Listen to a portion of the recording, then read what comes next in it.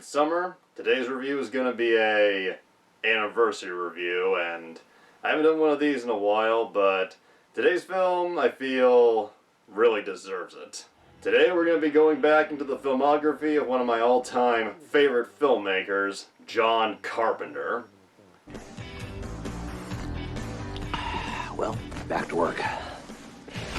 The only other director besides Quentin Tarantino that can turn me into an overly gushing film fag whenever I talk about his work. You know, these guys crack me up. You gotta love them. A director who has garnered much praise for his independent and ingenuitive filmmaking style, has made many acclaimed works in the genres of horror, action, and sci-fi, and continues to be a major influence for many up-and-coming and still pretty active film directors. Oh, better. The doctor will see you now. Today we're going to be looking at what could be seen as the quintessential John Carpenter film, Escape from New York.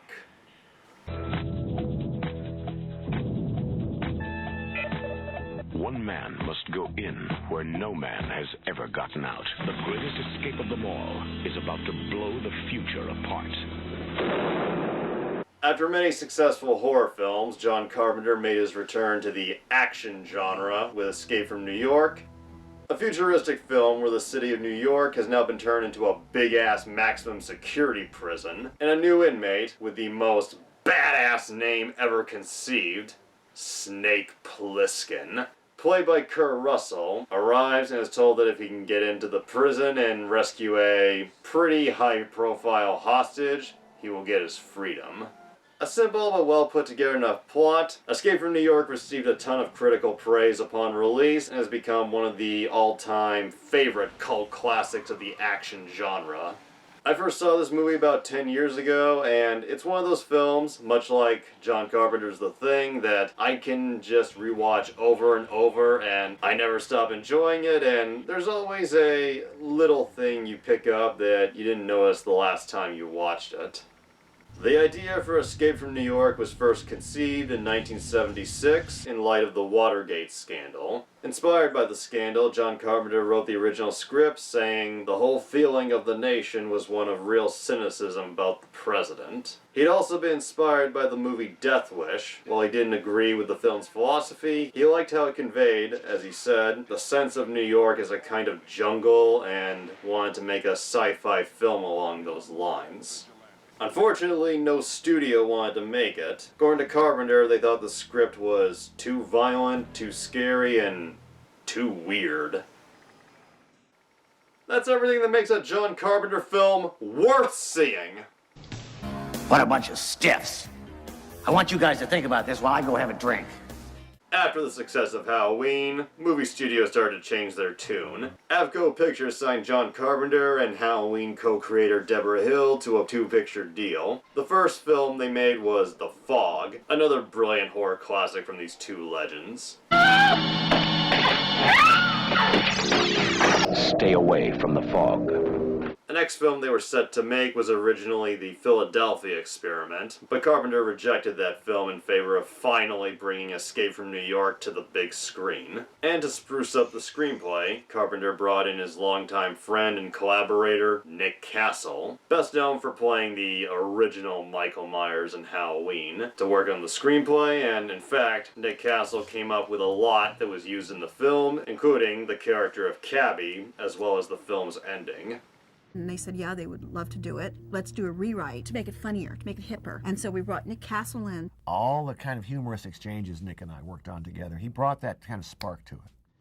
And before we jump into the film, one pre-production story that's pretty interesting to know. Avco Embassy Pictures originally wanted Charles motherfucking Bronson to play Snake Plissken.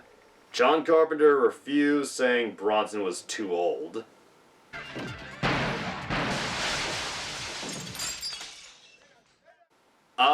I think Charles Bronson's whole career proved that he was never too old to be an action hero. But at the same time, as much as I love Charles Bronson, I cannot see anybody else but Kurt Russell as Snake Plissken. His performance, as I will soon go into, was just iconic. And it was the perfect breakaway, as he was hoping it would be, from the image he had built up working on many Disney films over the years. Good. With a finished screenplay by Carpenter and Nick Castle, and the producing team of Deborah Hill and regular Carpenter collaborator Larry Franco, Escape from New York was ready to be made. The film opens with a simple but very effective opening credit sequence, which is owed entirely to the amazing opening theme from Carpenter and Alan Howarth.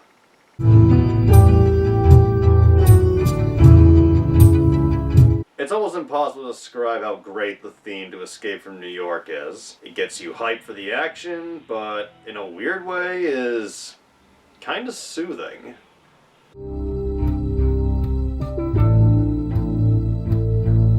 Set in the futuristic year of 1997. Hey, it was 1981 and they had to pick a year, and at the time, 1997 probably seemed like half a lifetime away. We get an opening narration provided by Jamie Lee Curtis. The crime rate in the United States rises 400%. The once great city of New York becomes the one maximum security prison for the entire country. There's no guards in this prison, just a 50-foot wall surrounding the island, with mines making sure the prisoners can't cross the bridges. The rules are simple. Once you go in, you don't come out. And incoming inmates are actually offered the option of having themselves executed and cremated before going in. Jesus Christ! When you think about it, that might not seem like the worst option. Opening on the police headquarters, which take place at Liberty Island, Snake Plissken, played by Kurt Russell, arrives. Before he can be thrown in the prison to serve a life sentence for trying to rob the Federal Reserve, Police Commissioner Hawk, played by the legendary Lee Van Cleef, gets word that a plane called David 14 has been hijacked and is heading straight for New York. After going through the computer to find out what David 14 is code for, they find out that the incoming plane is in fact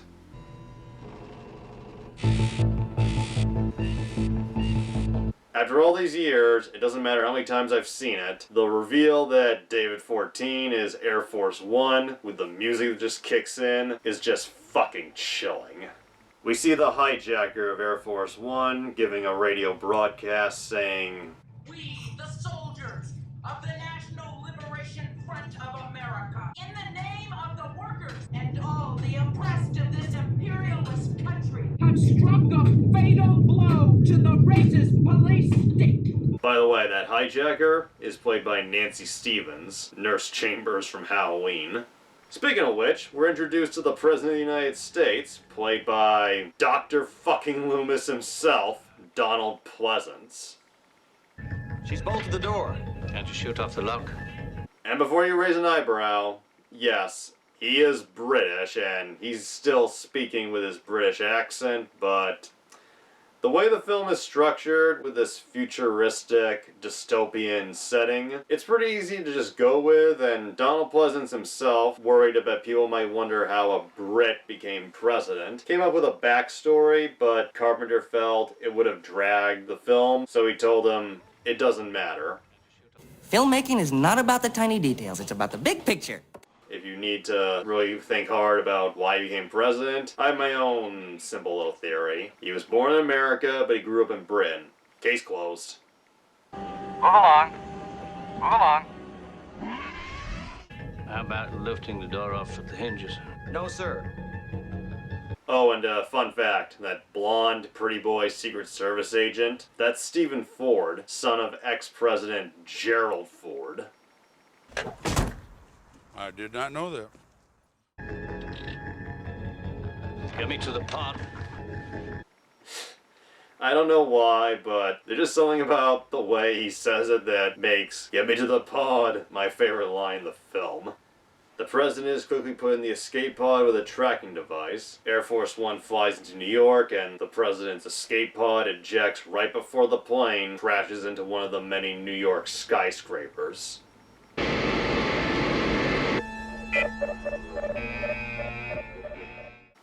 hijacked airplane crashing into New York City. Yeah, like that would ever happen. Hawk quickly helicopters into New York with a rescue squad, and before they can really search for the president, they're greeted by one of the film's most standout characters, Romero. Named after fellow horror director and good friend of John Carpenter's, George A. Romero, played by the late Frank Doubleday. If you're not in the air in 30 seconds, he dies. If you come back in, he dies. Seriously, this guy is so unsettling, it's amazing. His spiky hair, pale skin, chapped lips, and slightly gay, funny walk.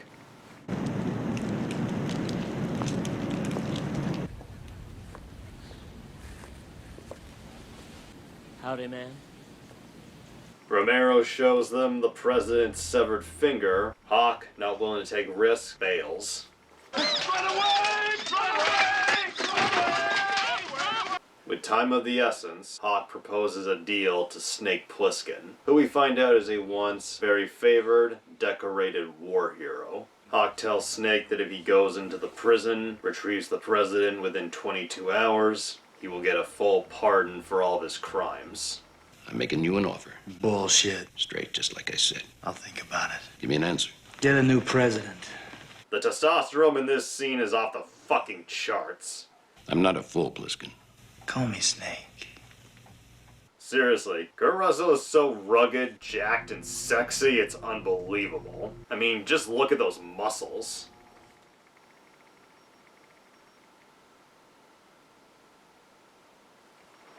I'm only a couple of years away from the age he was when he made this film.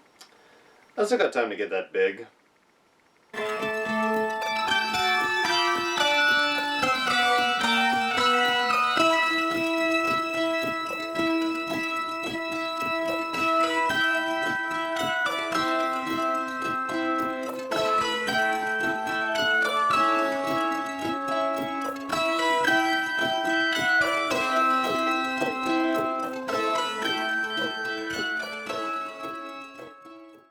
Hawk explains that the reason it's so important the president get back in the next 22 hours is that he was on his way to a peace summit involving China and the, at the time of filming, still active Soviet Union. Also, the president had with him a cassette tape. Again, it was the fucking 80s. On this tape is information about nuclear fusion that could be used as a peace offering between the three nations. After making it clear he doesn't care about anything but himself, Snake agrees to the deal.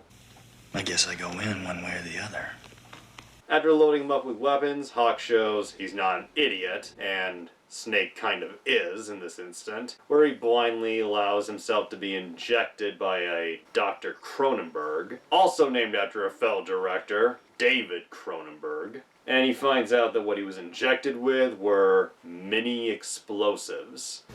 Just big enough to open up both your arteries.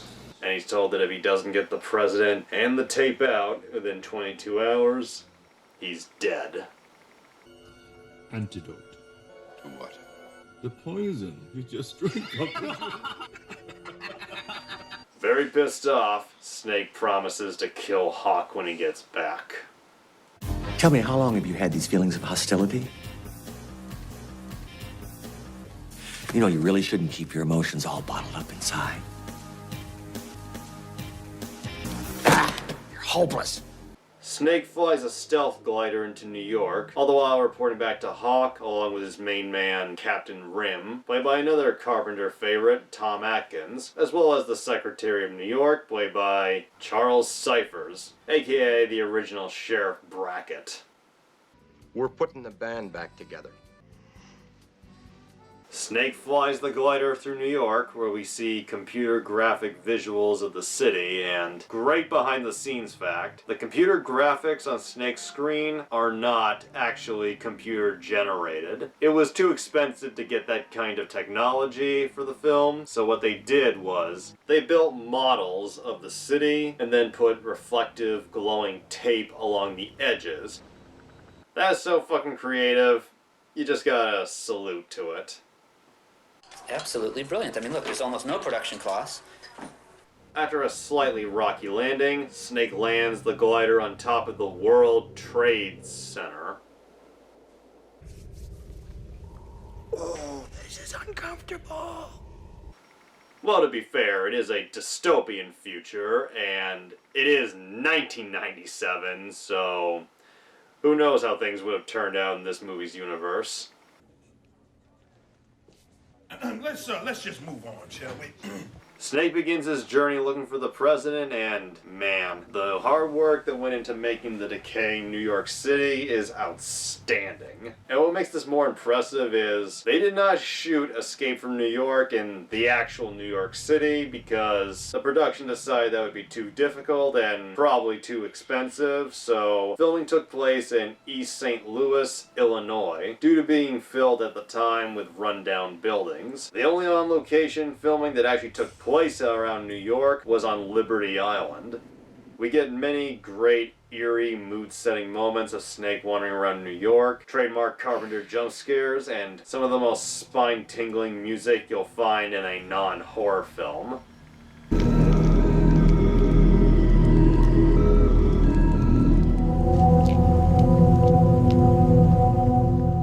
We get a funny run-in with a bum, played by classic bum actor George Buck Flower. There's also this moment where Snake passes what looks like an unconscious woman being casually tossed around and raped, or it could be just a dead body being tossed around by a bunch of necrophiliacs. Ugh, God. Dejected, Snake just sits down in a random chair on the street, and this is one of the more quiet and honestly one of my favorite moments in the film. Just seeing Snake look so tired and not sure what to do. He doesn't say a single word, but you can tell what he's feeling, and I think for a lot of people who've been in a stressful situation or just have a stressful life, this moment is pretty relatable. Plissken encounters some random chick, played by Kurt Russell's at the time wife, Susan Hubley, who some exploitation fans might recognize from the movie Vice Squad. I know who you are. Snake Plissken, all right. What you doing in here with a gun, Snake? There isn't much to her one scene. She flirts with Snake, freaks show up, and she literally gets dragged through the floor to an uncertain death. This whole scene just gives off the vibe of Kurt Russell going to John Carpenter and being like, "Hey man, can you give my wife a quick roll?" Ah, what the hell. One more for the road. The New York creeps chase Snake up a building, inside and out, leading to one of my all-time favorite scenes in the film.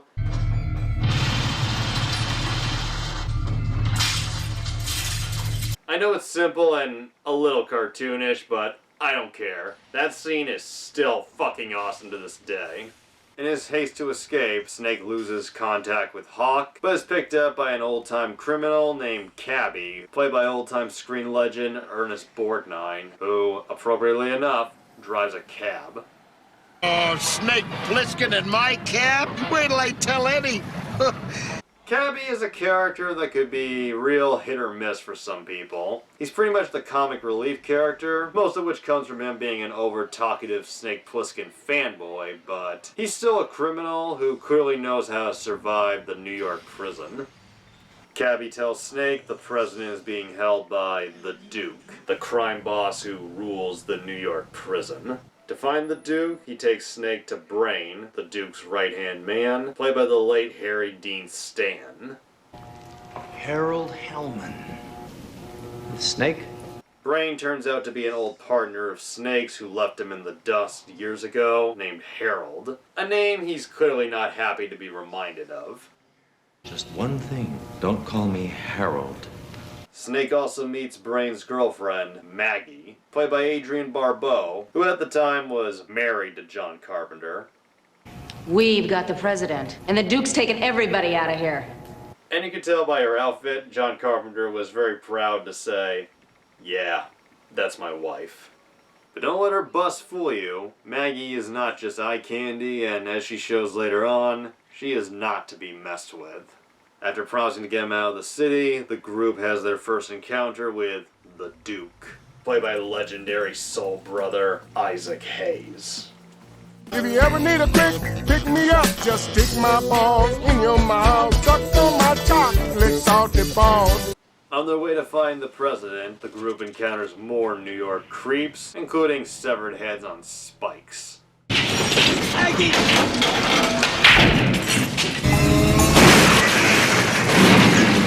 So quick interesting behind the scene facts. Some of the city models for Escape from New York ended up getting reused the following year in Blade Runner. And some of the matte paintings to make New York look like the actual thing were done by a pre-directing career James Cameron. Between this, Galaxy of Terror, and Piranha 2: The Spawning, I think this was the best 1981 film for him to have his name on. Loretta, what is this?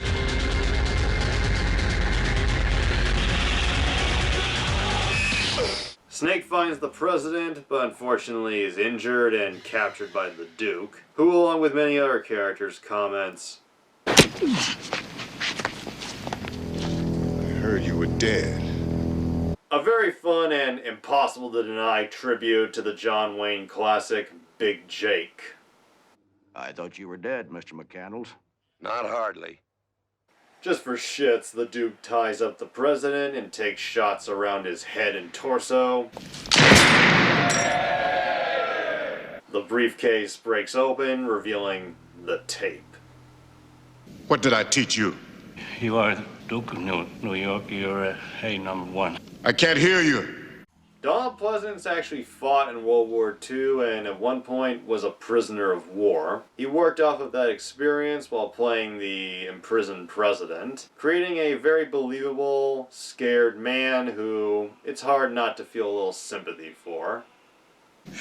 You are the Duke of New York. You're A#1. Snake is forced to fight in a death match against a gargantuan of a man, played by 6'5" professional wrestler Ox Baker.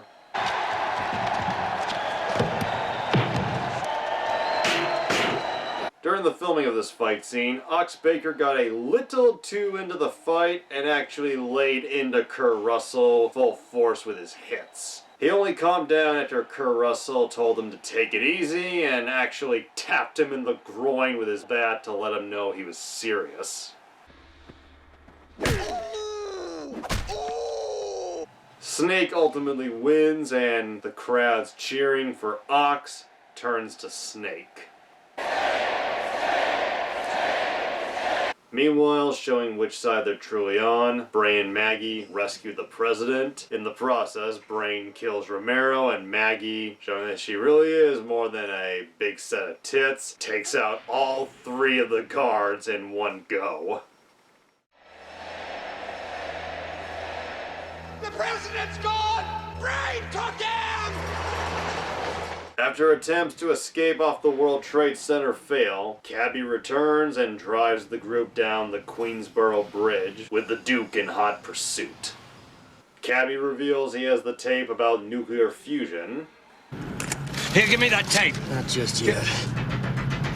While going down the bridge and trying to dodge the mines,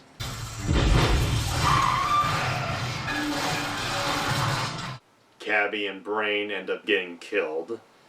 Maggie, broken over Brain's death, chooses to stay behind and face the Duke.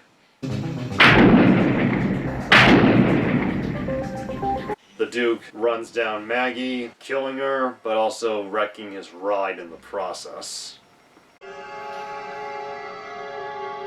John Carpenter actually filmed the shot of Maggie's corpse after principal photography had ended, deciding that audiences might be unsure about her fate unless they saw her fully dead. He actually filmed it in his garage with Adrienne Barbeau underneath their own car.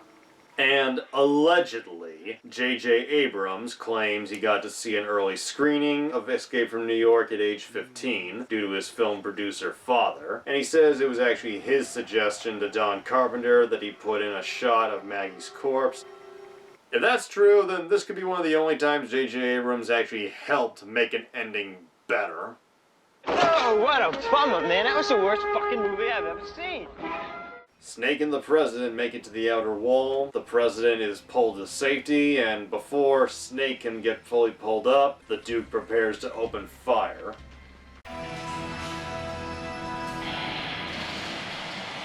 only then to be shot down by the president himself, giving Donald Pleasence his own little badass moment in the film. You're the Duke! You're the Duke! Snake makes it over the wall, gets the tape to Hawk, who then in turn has Cronenberg remove the explosives. Snake is in the clear.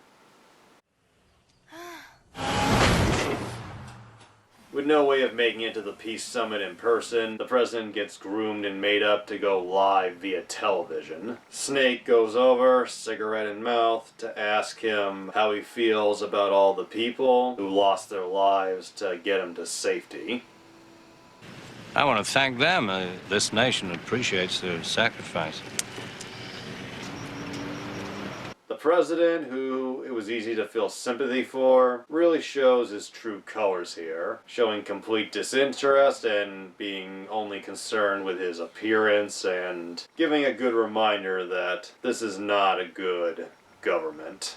If you remember earlier in the film, when Air Force One was hijacked, the hijackers said that America had become oppressive and called out the racist police state.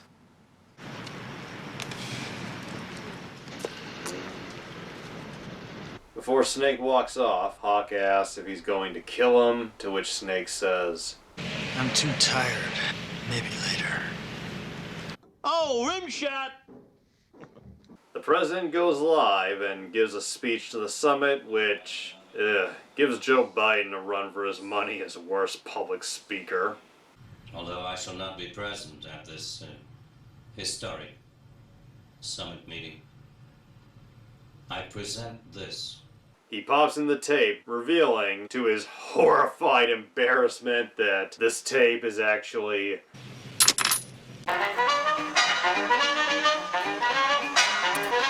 Cabby's favorite music. We then see Snake with the real tape, which he proceeds to rip to shreds and just throw away. And that's where it ends. Great flick! Great friggin' flick! The guy is brilliant. When I first saw this movie when I was 15 or 16, my interpretation of this final scene was that it was a reminder that Snake is not a hero. However, as I've gotten older and as I've seen one or two other reviewers point out, this ending shows that Snake, a guy who boasts that he doesn't care about anything but himself, does have the ability to care even more than he's willing to admit. We'd make one hell of a team, Snake. The name's Plissken.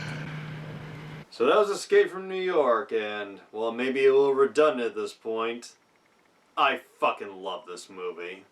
It is still a classic of the action genre, and sci-fi if you choose so. Snake Plissken remains one of the best anti-heroes ever created. Tough, cool, questionable morals, and has a little heart. Kurt Russell has gone on record saying Snake Plissken is his favorite character out of all the characters he's played, and Escape from New York is his favorite title of all the movies he's made. What a picture. Good picture. Kurt Russell actually came up with the eye patch for Snake Plissken pretty shortly before filming, and showing that they were a perfect filmmaking couple, John Carpenter just rolled with it. Bitchin'. Kurt Russell says a lot of his inspiration for Snake Plissken came from the fighting style of Bruce Lee, Robert Ginty's performance in the 1980 film The Exterminator, the character of Darth Vader. Huh. And he based Snake Plissken's raspy voice on Clint Eastwood. I don't give a fuck about your war or your president. Speaking of which, Lee Van Cleef, his character, much like Snake, you were a little unsure how to feel about, and even after watching it, you're not quite sure how much of a bad guy and a good guy is he. 2 Purple Hearts, youngest man to be decorated by the president. I'm ready to kick your ass out of the world, war hero. He may be old, but he still looks as dangerous as he was when he played Angel Eyes. Ernest Borgnine, Adrienne Barbeau, and Harry Dean Stanton all played their roles well. They serve a purpose, and showing once again, John Carpenter can kill off the main characters in his films and have their deaths feel just right. You're not too upset that they died, and their time was well spent. Donald Pleasence does a good job being sympathetic when he has to be, and then becoming unlikable in his final scene. Isaac Hayes, while limited, was a cool, threatening villain. Can you dig it? The movie would serve as the inspiration for cyberpunk author William Gibson's book, Necromancer, as well as the popular video game series Metal Gear, particularly the character of Solid Snake. I did not know that. Made on a budget of $7 million, John Carpenter's biggest at the time, the film grossed over $25 million, and in 1996, 15 years later, Carpenter, Deborah Hill, and Kurt Russell would all come together once again to make the not quite as well received, but still extremely enjoyable sequel, Escape from LA. Your rules are really beginning to annoy me. Nobody draws until this hits the ground. Draw. And those are my thoughts. Escape from New York is now 40 years old. I highly recommend checking out, and if you have, check it out again. I agree.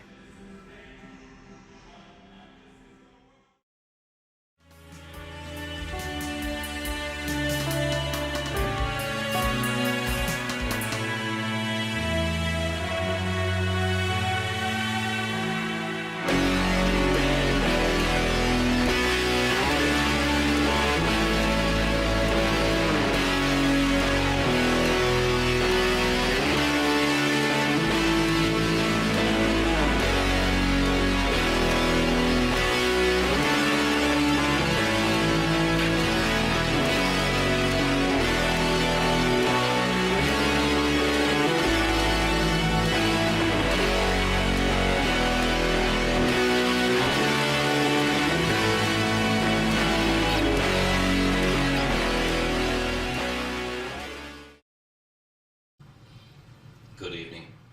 I present this in the hope that our great nations may learn to live in peace. Immigrants and faggots, they make no sense to me. Lock stocks on many I ran, or spread some fucking disease.